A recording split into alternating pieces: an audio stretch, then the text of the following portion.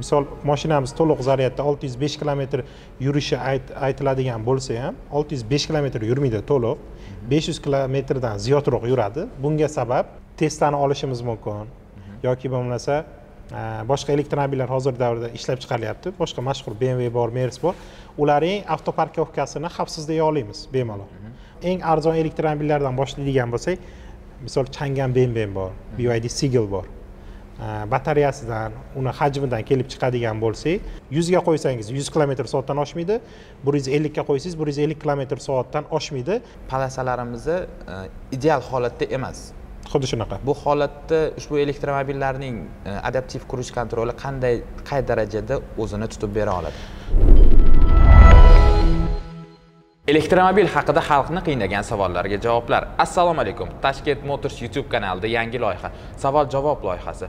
Ushbu loyiha orqali o'zingizni qiynagan savollarga javob olishingiz mumkin. Bugungi loyihamizning ilk mehmoni hamda mezboni Tashkent Motors kompaniyasining sotuv bo'yicha top menejeri To'yliyev Muslimbek. Muslimbek, assalomu alaykum. Va alaykum assalom.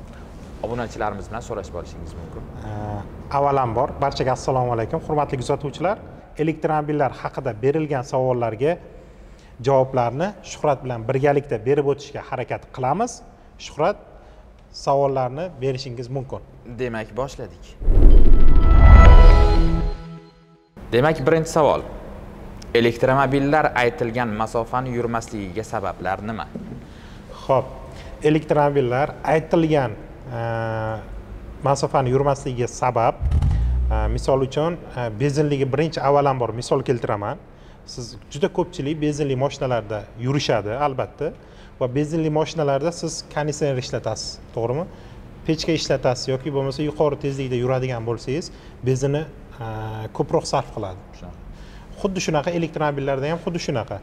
Misol uchun BYD Song Plus Champion mashinamizdan oladigan bo'lsak, miqyos. Misol mashinamiz to'liq zaryadda 605 km yurishi aytiladigan bo'lsa ham 605 km yurmaydi to'liq. 500 km dan ziyodroq yuradi. Bunga sabab siz elektromobilda pechka ishlatasiz, konditsioner hamda yuqori tezlikda yurasiz. Va o'sha hisobdan elektromobil aytilgan masofani to'liq bosib o'tmaydi. Lekin nisbatan elektromobillar ichida nisbatan ko'proq yuradiganlarga BYD elektromobillarni misol keltirish mumkin. Eshitishim bo'yicha avtomobilning yurish masofasi rejimlarga ham bog'liq ekan. Xuddi shunaqa. Xuddi shunaqa. Misol uchun aksariyat elektromobillarda sport, eko, standart va qishki rejim bo'ladi. Xo'p, eko rejimga qo'yadigan bo'lsangiz, nisbatan zaryadi ko'proq, ya'ni nisbatan zaryadi kamroq ichadi elektromobil. Agar sport rejimiga qo'yib yuradigan bo'lsangiz, aniqroq bosadigan bo'lsangiz, elektromobil zaryadni ko'p sarf qiladi.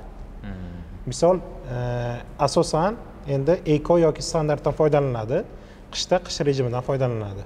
Misol, agar sport rejimiga qo'yib yuradigan bo'lsangiz, ko'proq sarf qiladi. Aksariyat yoshlarimizni ko'ramiz, asosan sport rejimida yurishadi. Bu narsani biz Muslimbek bilan maslahat bermaymiz. Demak, ikkinchi savolga o'tamiz. Ikkinchi savol. BYD mashinalarining avtopilot funksiyasi haqida ma'lumot bering. Xo'p, avtopilot funksiyasiga to'xtaladigan bo'lsak, endi avtopilot deganda albatta avvalambor u kruiz kontrol bilan bog'liq. U qanday ishlaydi? Misol, BYD elektromobillari rollari albatta multirol bo'ladi. Va multirolli chap tugmalari bor. Shu chap tugmalar orqali siz avtopilotni boshqarishingiz mumkin, yoqib, avtopilot rejimini yoqib boshqarishingiz mumkin. Misol uchun ma'lum bir tezlikka qo'yasiz avtopilot yoqib. Misol uchun endi shahar ichida oladigan bo'lsak, 60 km/soatdan oshish mumkin emas shahar ichida. Misol 60 ga yoqib qo'yadigan bo'lsangiz tezlikni o'sha 60 km/soatdan o'sha mashina oshmaydi va siz gaz yoki tormozni bosishingiz shart emas. Mashinaning o'zi oldinda harakatlanib ketayotgan mashinaga qarab harakatlanadi. U sekin yursa, orqada kelayotgan bizning mashinamiz ham sekin yuradi. U tez yuradigan bo'lsa, bizning mashinamiz ham maksimum 60 gacha chiqib yurishi mumkin. Endi shahar tashqarisida bemalol 100 ga yoki bo'lmasa adrenalinga qiziqadigan albatta kuzatuvchilar ham bo'ladi, haydovchilar ham 150 ga qo'yadigan bo'lsangiz, 100 ga qo'ysangiz 100 km/soatdan oshmaydi, 150 ga qo'ysangiz 150 km/soatdan oshmaydi. Bu avtopilot funksiyasi asosan shahar tashqarisi siz uchun juda ham komfort yaratadi. Ya'ni sizni kamroq charchisiz. gazi yoki tormozni bosmaysiz. Avtopilot funksiyasini yoqib qo'yib faqat rolni boshqarasiz. Bu sizga tavsiya qilinadi. Sababi hozirgi kunda baribir AI bo'lishiga qaramasdan elektromobillarda o'sha sun'iy intellekt juda ham rivojlanmagan baribir. Misol eng kuchli avtopilotni oladigan bo'lsak Teslada. Tesla elektromobillarda ham to'liq avtopilotga ishonmaslik tavsiya qilinadi. Ayniqsa O'zbekiston sharoitida, O'zbekiston yo'llarida. Tushunarli. Shu o'rinda menda ham bir savol tug'ilmoqda. Cruise control deganingizga, adaptiv cruise control ham mavjud eshitishim bo'yicha elektromobillarda. O'zbekiston sharoitida undan olib qaraganda palasalarimiz ideal holatda emas. Xuddi shunaqa. Bu holatda ushbu elektromobillarning adaptiv cruise kontroli qay darajada o'zini tutib bera oladi? Tushunarli. Misol O'zbekiston sharoitida men yurmaslikni tavsiya qilaman. O'zi umuman faqat O'zbekiston emas, boshqa davlatlarda ham, misol miqyosda oladigan bo'lsak ham, to'liq boshqaruvni elektromobilga topshirmaslik kerak. O'sha AI ga. Sun'iy intellekt sababi baribir 100% rivojlanmagan haligacha.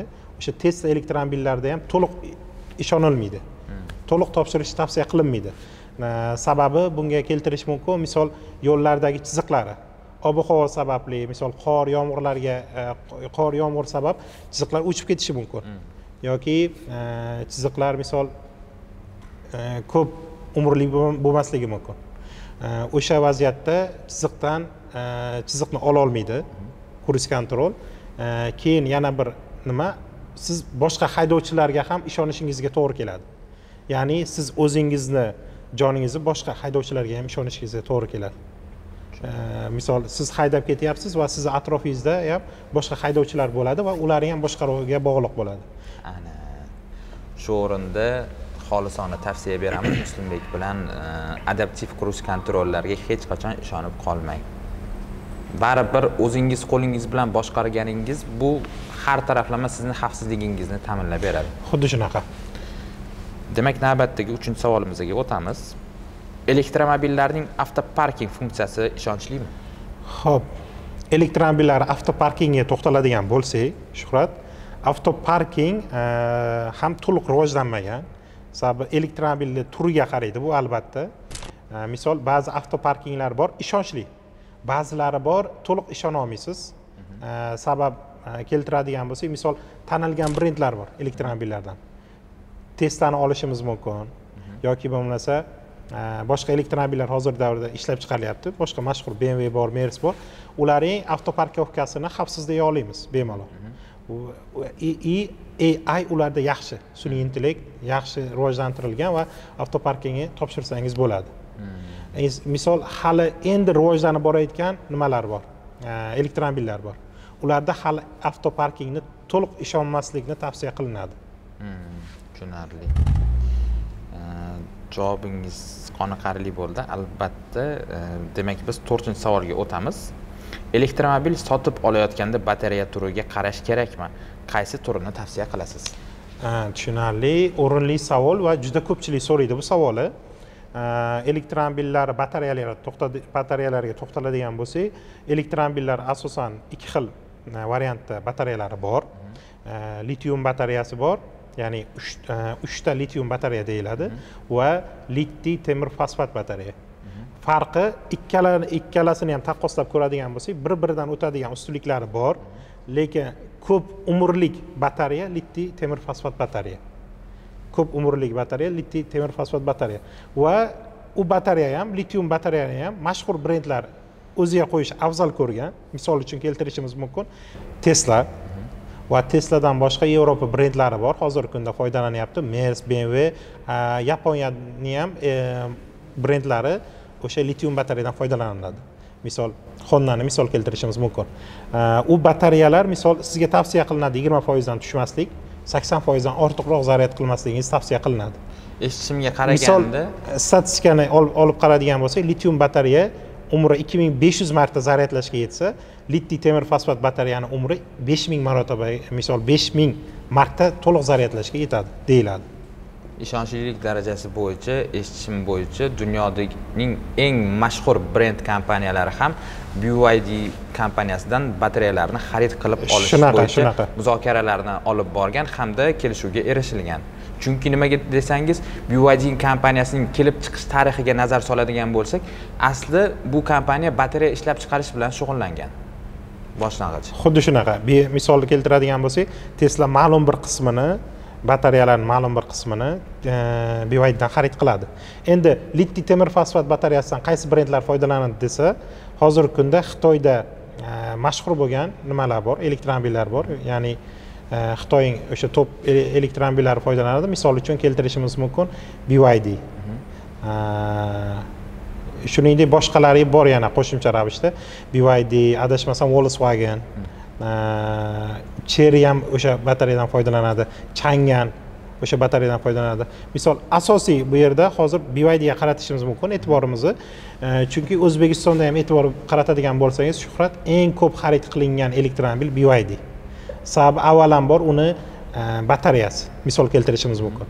Unga misol zavodi o'zi Xitoyda misol 4000 5000 sikl atrofida garantiya berib qo'ygan. Har bir sikl 500 kilometrga aylanadigan bo'lsa, 2 million kilometr degani bu. Kamida probeg. Undan keyin ham 2 million kilometrdan keyin ham to'liq batareya uxlaydi degani emas. Batareya 100% emas, balki 90% ga tushishi mumkin to'liq zaryadlash. Siz qaytadan batareyani obnovit qilib olishingiz ham mumkin bu holatda. Litiy temir fosfat batareyalarning umri uzunroq. Demak, shu narsani ham oxirgi paytlarda kuzatib boryapman. Budjet taraflama ham, har taraflama ishonchlilik darajasi, sifat darajasi bo'yicha ham O'zbekistonda juda ham ko'payib bormoqda desam adashmagan bo'laman. Aynan BYD kompaniyasining elektromobillari. Demak, 5-savolga o'tamiz. Tashkent Motorsdagi eng yaxshi va sifatli elektromobil haqida gapirib bersangiz. Tushunarli. Hozirgi kunda Tashkent Motorsda asosan BYD elektromobillari bor. Misol keltirishimiz mumkin. Eng arzonidan boshlasak BYD Seagull, Y2, Yuan Plus hamda Champion. Va Championdan keyin BYD Steel elektromobilimiz ham bor. Endi asosan O'zbekiston bozorida eng talab katta hamda eng hadovoy elektromobil BYD Champion. BYD Song Plus Champion mashinasi. Misol bizlarning o'zimiz ham tavsiya qilib qolamiz. Sababi puliga arziydigan elektromobilni bemalol ayta olamiz. Misol keltirishimiz mumkin. BYD Song Plus Champion mashinamiz to'liq zaryad 605 km yuriydi. Va o'sha 360 gradus kamera, to'liq panorama, avtopilot, avtoparking, abagrev, abduf o'sha top mashinalarda bo'lgan funksiyalar elektromobilda mavjud. Va eng asosiy nimasini aytadigan bo'lsam, uni batareyasi. Batareyasi litiy temir fosfat sanaladi va uzoq umrlik batareya. Bir narsani ma'lumot o'rnida eslatib o'tamiz. BYD Song Champion Edition asli BYD Song Plus'ning restyling, ya'ni davomchi komplektatsiyasi bo'lib turibdi. Chunki nimaga desangiz, bu ma'lumotni aytayotganim, bizga qo'ng'iroq bo'lgan paytda so'rashadi, BYD Song Plus bormi deb. Yo'q, aksincha endi bundan buyog'iga BYD Song Plus Champion Edition, ya'ni restyling variantlari bizga kela boshlagan hamda hozirgi kunda sotuvda mavjud. Shunday. Demak, biz 6-savolimizni boshlaymiz. Elektromobillarni zaryadlash qancha vaqt va mablag' talab qiladi? Xo'p, bu ham albatta har bir mijozdan tushadigan savol. O'sha telefon orqali ham yoki bo'lmasa avtosalonomizga tashrif buyurib ushbu savollarni berishadi. Xo'p, keltirib o'tamiz. Ikki xilga bo'lishimiz mumkin buni. Uy sharoitida zaryadlash mumkin elektromobil hamda ko'cha sharoitida elektr stansiyalari bor. Zaryadlash. Xo'p, uy sharoit miqyosida oladigan bo'lsak, bu albatta elektromobil turiga hamda uni batareyasiga bog'liq bo'ladi. Va u misol eng arzon elektromobillardan boshlaydigan bo'lsak, misol Chang'an Benben bor, BYD Seagull bor. Batareyasidan, uni hajmidan kelib chiqadigan bo'lsak, 9000 so'mdan boshlanadi va o'sha batareya hajmidan kelib chiqadigan bo'lsak, qimmatlarigacha, misol BYD Champion, BYD Tang, BYD xani misol keltiradigan bo'lsak, o'shangacha bo'lgan xarajat 30 minggacha bo'ladi. Uy sharoitida. O'sha 9 mingdan boshlansa 30 minggacha sarflanadi uy sharoitida to'liq zaryadlab olish uchun. Xo'p, ko'cha sharoitida qanaqa? Ko'cha sharoitida tez zaryadlash stansiyalari bo'ladi. Unda hozirgi kunda 250 minggacha sarflanadi. Bitta elektromobil to'liq zaryadlash uchun. Uzr, gapingizni bo'lib qo'yaman. O'zingiz qaysi birini maslahat berasiz? Uy sharoitida zaryadlashmi yoki ko'cha sharoiti, ya'ni o'sha tez zaryadlash stansiyalarida zaryadlashmi? Tushunarli. Meni shaxsan o'zim uy sharoitini tanlagan bo'lardim. Birinchi sababini keltiraman. Xarajatsiz. Ya'ni xarajati juda kam. 20 ming, 25 ming atrofida pulingiz ketadi, 30 minggacha. Ko'chada esa hozirgi kunda o'sha 250 minggacha xarajati bor. Albatta, misol siz Toshkent voha, Toshkent vodiy yo'nalishiga chiqadigan bo'lsangiz, elektromobil turiga qaraladi albatta va uni yurish masofasi kamroq bo'ladigan bo'lsa, hozirgi kunda ham o'sha yo'nalishlarda elektr stansiyalar qo'yilgan. Albatta, elektr stansiyaga ishingiz tushadi, lekin ko'p emas.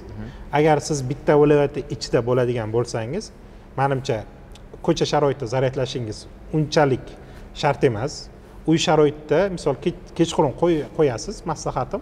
Ishga bordingiz, ishdan keldingiz, kechqurun misol kechki vaqt xuddi telefon singari qo'yib qo'yasiz, ertalabgacha elektromobil to'ladi. Mana shu ikkalasini solishtirganda qaysi birida batareyaga ta'siri ko'proq? Ta'siri uy sharoitida bo'ladi baribir. Uni minus tarafi ham bor, uy sharoitida zaryadlash sababi avvalambor uy sharoitiga borib turib 7 kilovatli zaryadchik o'rnatish uchun yaxshi sifatli stabilizator kerak bo'ladi sizga. Albatta buni kafolatlangandan tanlab olasiz. Endi baribir uyda zaryadkaga qo'ygan paytingiz tok tashiydi, elektr tashish ehtimolliklari bor yoki bo'lmasa volt tashab yuborishi mumkin. O'sha jihatlama mashinaga ozgina zarar yetishi mumkin. Qaysi ma'noda? O'sha elektr ma'nosida. O'sha zaryadlash davomida oz-moz zarar yetishi mumkin. O'sha ko'cha bilan uy taqqoslaydigan bo'lsak, ko'proq menimcha uy sharoitida nima bo'ladi? Zarar ko'rishi nisbatan foizi ko'proq. Demak, bizda 7-savol. Elektromobillardan to'g'ri foydalanish bo'yicha kitoblar, video darsliklar va bloglar bormi? Tavsiya qiling. Xo'p, albatta eng avvalambor tekini YouTube hamda Google. Avvalambor istagan savolingizni yoki bo'lmasa kerakli video kerak bo'ladigan bo'lsa, YouTube yoki Google ga yozasiz, kelib chiqadi.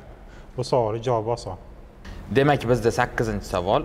Elektromobillarning qaysi joyi ko'proq buzilyapti? Bu buzilishiga zavod aybdormi yoki haydovchining ehtiyotsizligi? Menimcha elektromobillari qayerda buzilyapti degan savolga javob. Elektromobillarda ko'p muammolar kuzatilmaydi. Sababi unda ortiqcha benzinga o'xshagan ortiqcha funksiyalar, ya'ni ortiqcha nimalardan foydalanilmagan, benzinga o'xshagan va ortiqcha muammolar kuzatilmaydi. Endi ba'zilarda chiqib turadi. Misol uchun Volkswagenlarda asosan chiqyapti oxirgi payt. ID4'lari misol keltiradigan bo'lsak, monitor o'chib qoladi. Bu zavodskiy defekt. Zavodskiy defekt.